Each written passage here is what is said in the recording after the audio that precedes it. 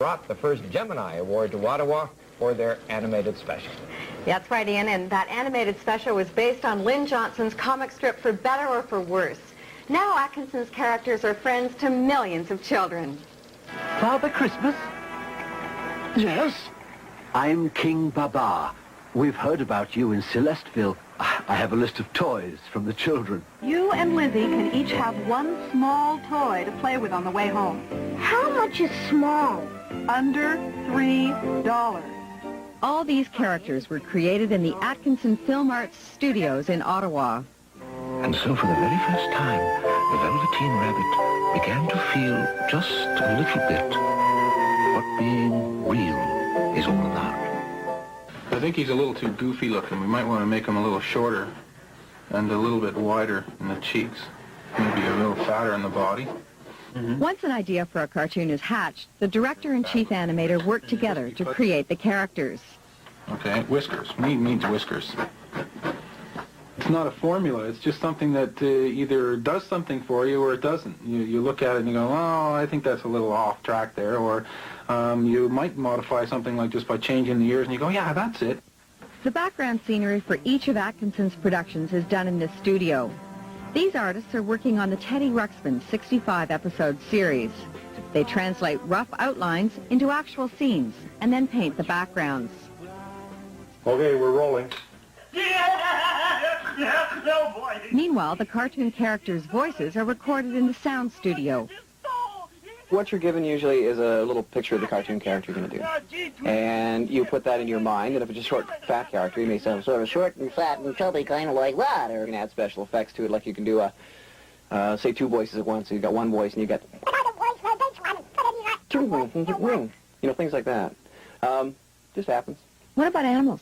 Animals? Oh, occasionally you get a call for an animal, like a cat would be a being run over by a car. That kind of thing. Once the voices have been recorded, animators meticulously draw each movement. There are up to 12 drawings per second in a finished cartoon, and each one is done by hand. Once all the animation is colored, each frame is shot on 35mm film. No, we're not. We're just... Oh, it's wonderful. That's so great. The last stage is the sound mix. Well, if I'd known we were going swimming, I would have brought my bathing suit, Tweed. When you're actually watching a cartoon, you're hearing 15 to 20 different soundtracks, each with a different voice, musical sequence, or special effect. There's no doubt that Atkinson Film-Arts is a rapidly expanding company. It employs 150 people, and this year expects to do over $5 million worth of business. It's just received a $1 million research and development grant to help computerize its operations. Bill Stevens is the Chief Executive Officer of Atkinson Film-Arts. He says their computer programs will be the first in the industry and should reduce costs 25 to 35%. We're so labor-intensive.